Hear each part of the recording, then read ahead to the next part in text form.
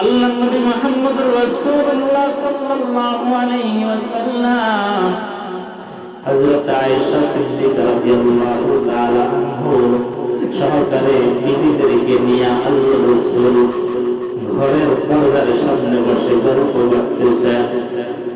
এমন সময় আল্লাহ নবীর সাহাবী অন্ধ সাহাবী উম্মে মাকতুম রাদিয়াল্লাহু তাআলা আসলেন। আল্লাহ নবী দূর থেকে দেখলেন অন্ধ সাহাবী আব্দুল্লাহ ইবনে উম্মে মাকতুম যখন তাদের ঘরের দিকে আসতেছে, আল্লাহ নবী মা আয়েশা সিদ্দিকা রাদিয়াল্লাহু তাআলা আনহা সহকারে অন্য নবীদেরকে ডাক দিয়ে বলেন, তোমরা তাড়াতাড়ি ঘরের মধ্যে যাও, একজন পুরুষ সাহাবী আসতেছে। আম্মা জান আয়েশা সিদ্দিকা রাদিয়াল্লাহু তাআলা আনহা আল্লাহর নবীকে ডাক দিয়ে বলেন, ওগো আল্লাহর নবী, আপনার যে সাহাবী আমাদের কাছে আসতেছে সে তো আমাদেরকে তো দেখে না, তাহলে আমরা কেন পর্দা করা লাগবে? আল্লাহর নবী ডাক দিয়ে বলেন, আয়েশা রে, উম্মে মাকতুম যদি অন্ধ, যদিও সে তোমাদেরকে দেখে না, ও আয়েশা আমি তোমাকে জিজ্ঞাসা করতেছি, তুমি আয়েশা কি অন্ধ নাকি? বলে, আয়েশা উম্মে মাকতুম অন্ধ লোক, তুমি আয়েশা তো আর অন্ধ না। উম্মে মাকতুম তোমাদেরকে দেখলে তার আমলনামায় যে পরিমাণ গুনাহ লেখা হবে, ও আয়েশা তুমিও যদি উম্মে মাকতুমকে ও দেখো তাহলে ওই পরিমাণ আমলনামায় তোমারও গুনাহ লেখা হবে। বরং যদিও উম্মে মাকতুম অন্ধ সাহাবী, সে যদিও তোমাদেরকে না দেখে, ও আয়েশা তোমরা তো তাকে দেখতেছো। পর্দা পুরুষ মহিলা সকলেরই করা হবে।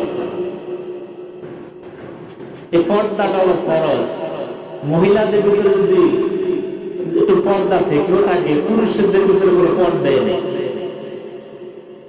এখন আমরা যারা এখানে আসছি, পুরুষদের পর্দা আছে বলতে পারবেন? হুজুর আমি পর্দা করি। আল্লাহর কুতুব সৈয়দ ইসহাক রাহমাতুল্লাহ আলাইহি যখন কারি ইব্রাহিম সাহেব রহমাতুল্লাহ আলাইহির কাছে মুরিদ হলেন, যখন কারি ইব্রাহিম সাহেব রহমাতুল্লাহ উজাইনের কারি ইব্রাহিম সাহেব রহমাতুল্লাহ আলাইহি তাকে খেলাফত দিলেন, এবার ইসহাক রহমাতুল্লাহ আলাইহি যখন খেলাফত নিয়ে বাড়িতে আসলেন, এসে ইসহাক রহমাতুল্লাহ আলাইহি পর্দা করা আরম্ভ করলেন।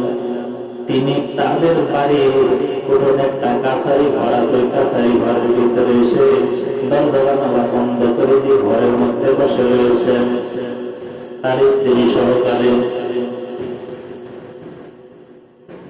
ইসহাক রহমাতুল্লাহ আলাইহিকে যারা লালন পালন করেছেন,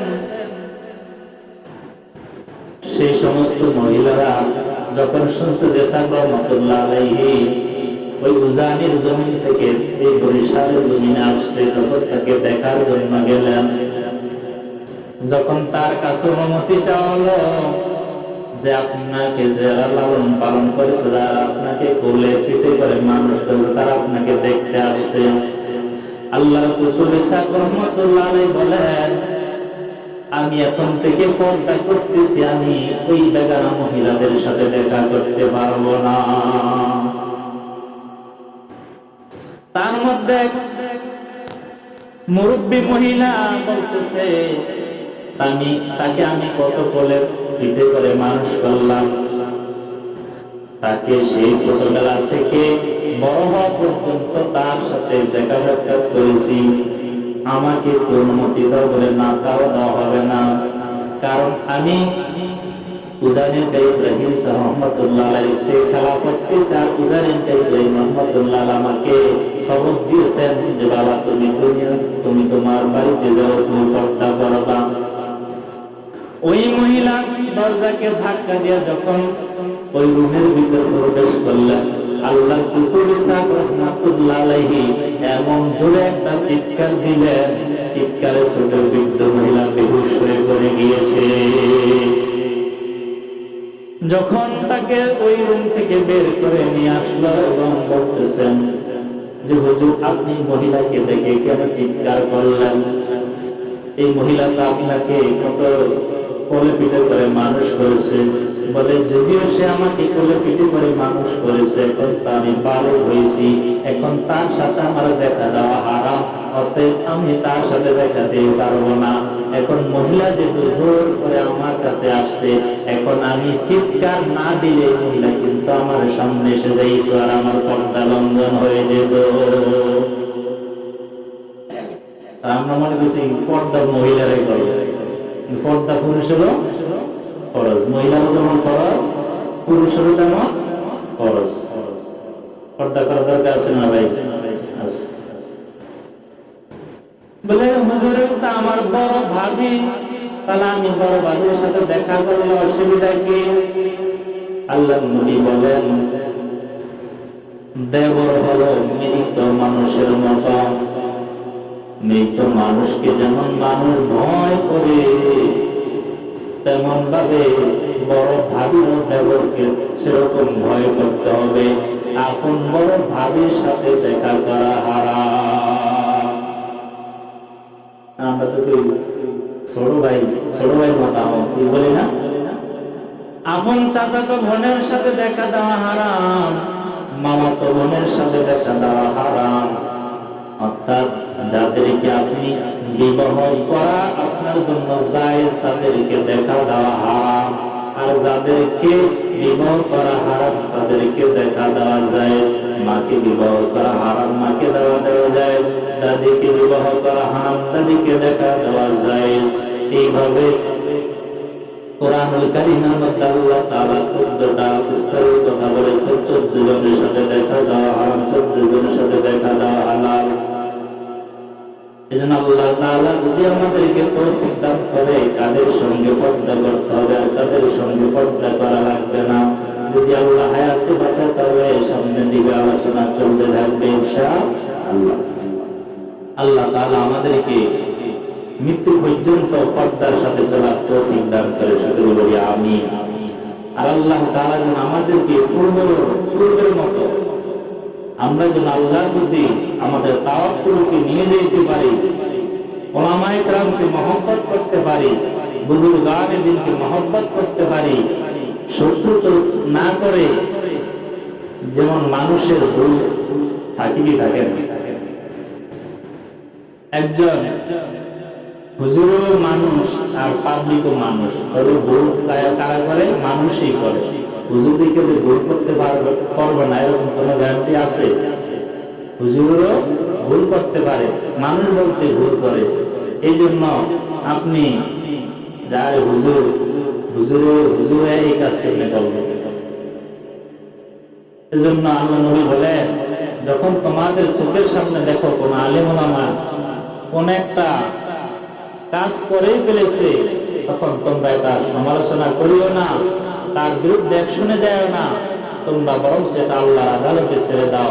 আর আল্লাহ তাআলা বলেন, কিয়ামতের ময়দানে আমি আল্লাহ তাআলা নির্জন এমন এক স্থানে আলেম ওলামাদেরকে নিয়ে যাব এবং ওই রুমের ভিতরে আমি আল্লাহ তাআলা নিজ কুদরতি হাতে আলেমদের বিচার করব।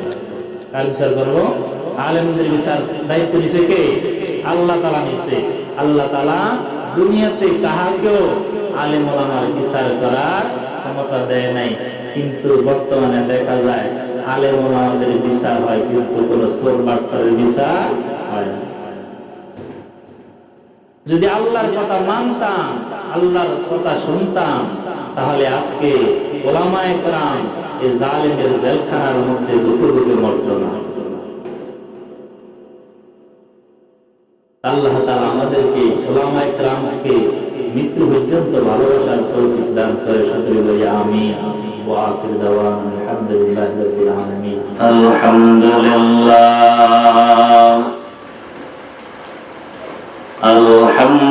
আলহামদুলিল্লাহি ওয়া কাফা ওয়া সালামুন আলা ইবাদিহিল্লাযীনা ইসতাফা। أما بعد فأعوذ بالله من الشيطان الرجيم. بسم الله الرحمن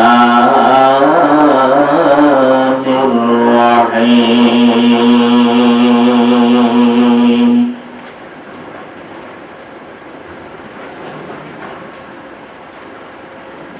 قل إن صلاتي ونسكي ومحياي ومماتي لله رب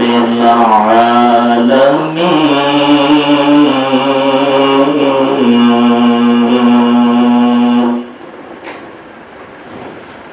صدق الله مولانا العظيم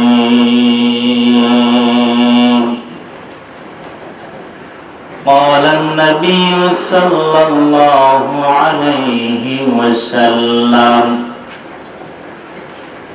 إنما الأعمال بالنيات أو كما قال النبي عليه الصلاة والسلام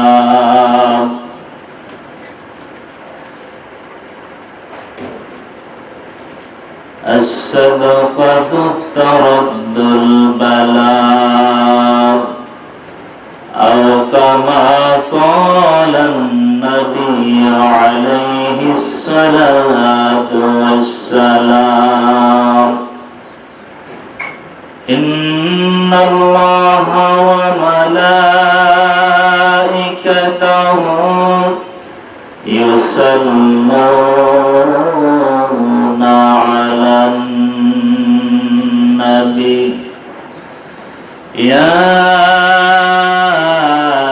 أيها الذين آمنوا صلوا عليه وسلموا تسليما اللهم صل على سيدنا مولانا محمد وعلى آل سيدنا مولانا محمد اللهم صل على سيدنا مولانا محمد وعلى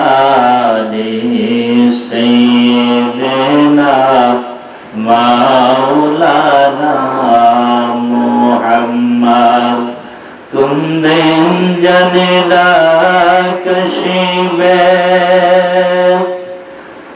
এই দুনিয়া শরীতে রঙিন পোশাক খুলে খুলে সাদা কাফন পরিতে আল্লাহুম্মা সাল্লি আলা সাইয়্যিদিনা মাওলানা মুহাম্মদ ওয়া আলা আলি সাইয়্যিদিনা মাওলানা মুহাম্মদ আল্লাহুম্মা সাল্লি আলা সাইয়্যিদিনা মাওলানা মুহাম্মদ ওয়া আলা আলি সাইয়্যিদিনা মাওলানা মুহাম্মদ বালাগাল উলা বিকামালিহি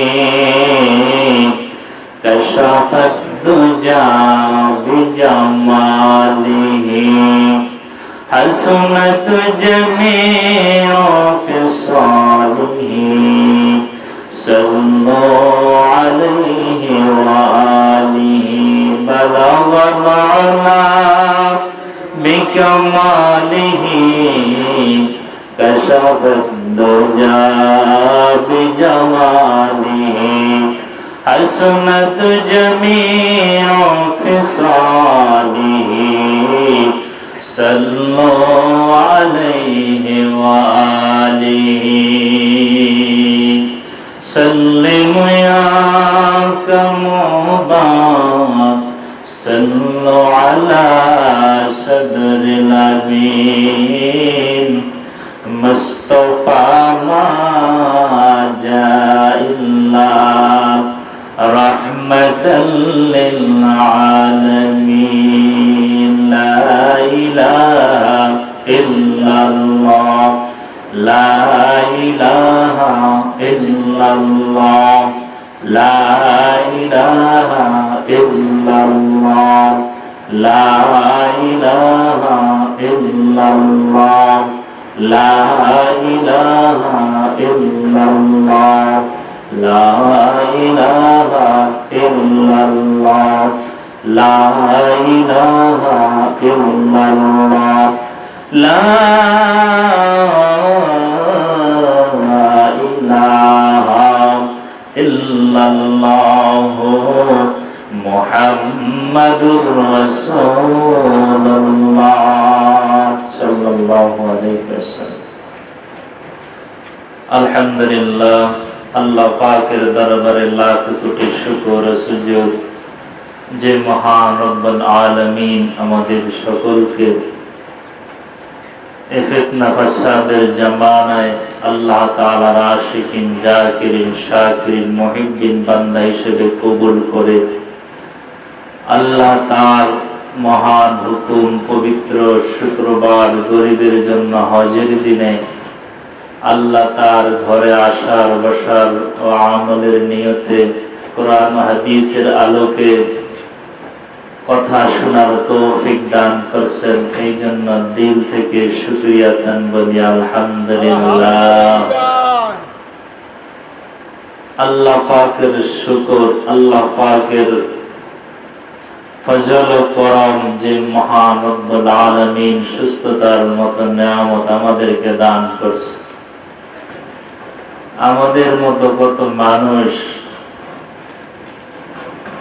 কেহ মামলার পিছনে পড়ে বিভিন্ন জায়গায় দৌড়াদৌড়ি করতেছে কেউ আত্মীয় স্বজন অসুস্থ হয়ে আত্মীয় স্বজন নিয়ে হসপিটালে দৌড়াদৌড়ি করতেছে বিভিন্ন শ্রেণীর মানুষ বিভিন্ন ভাবে কাজে লিপ্ত আর এক শ্রেণীর লোক যে আজকে জুমার দিন আমাদের গরিবের জন্য হজের দিন আমরা এই দিনটাকে কাজে লাগাই এই দিনটাকে মূল্যবান মনে করে তারা আল্লাহর ঘরের দিকে দলে দলে ছুটে যাইতেছে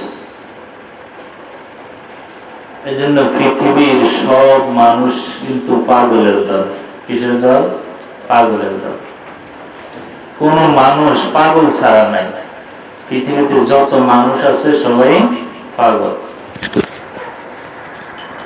কেউ হলো নারীর পাগল কেউ বাড়ির পাগল কেউ অর্থ সম্পদের পাগল কেউ টাকা কামাইয়ের জন্য পাগল কেউ এমপি হওয়ার জন্য পাগল কেউ চেয়ারম্যান হওয়ার জন্য পাগল কেউ মেম্বার হওয়ার জন্য পাগল কেউ নেতা হওয়ার জন্য পাগল এইভাবে সমস্ত মানুষ এক একটা জিনিস নিয়ে এক একজনে পাগলামি করে কেউ কি করে না এর ভিতরে এক শ্রেণীর লোক আছে তারা হলো আল্লাহর পাগল আল্লাহর পাগলেরা দুনিয়াতে আসছে দুনিয়াতে চলাফেরা করে তাদের চলাফেরা আর আমাদের চলাফেরা এটা আকাশ পাতাল ব্যবধান তারাও দুনিয়াতে আমাদের মতই বসবাস করে সাহাবা আজমাইনও আমাদের মতই বসবাস করেছেন আমাদের মতই তাদের দুইটা হাত ছিল দুইটা পা ছিল দুইটা চক্ষু ছিল দুইটা কর্ণ ছিল অর্থাৎ 3.5 হাত বডির ভিতরে আপনার আমারও যা আছে তাদেরও তাই ছিল তারাও হাট বাজার করত তারাও ব্যবসায়ী করত তারাও দুনিয়া পিছনে মেহনত করত, তো তাদের মেহনত আর আমাদের মেহনত আকাশ পাতাল ব্যবধান।